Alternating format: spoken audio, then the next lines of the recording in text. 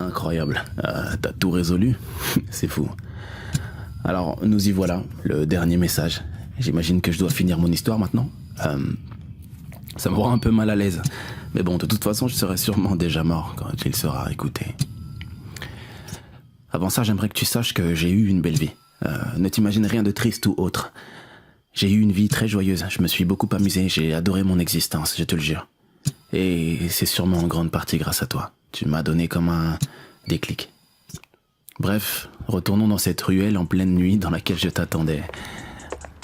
Arrivé à mon niveau, Ruby a enlevé ses écouteurs et m'a regardé pour la première fois.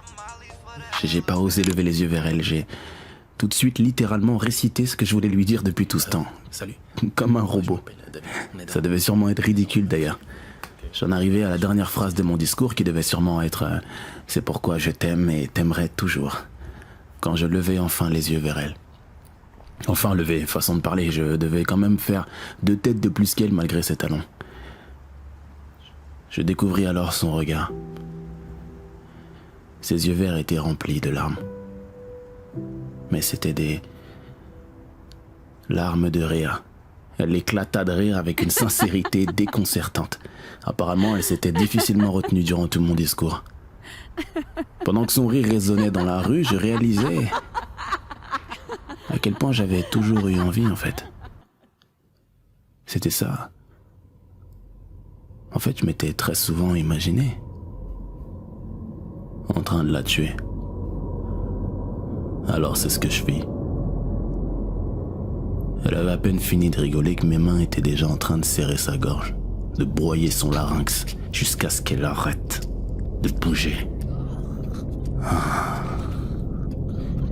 Ne serait-ce qu'en y repensant, j'ai des frissons. Ruby sera toujours ma préférée parmi toutes. Ah oui, évidemment, ils n'ont jamais retrouvé son corps, je suis très loin d'être bête. Ils ne retrouveront sûrement jamais ce qu'il en reste sans un coup de pouce de ma part. Alors, en son honneur, parce qu'elle a été ma première, j'ai décidé de raconter cette histoire. En réécoutant tout bien attentivement depuis le début, vous trouverez peut-être l'endroit où est caché son corps. Voilà. Quelle belle histoire, vous trouvez pas? Bonne chance.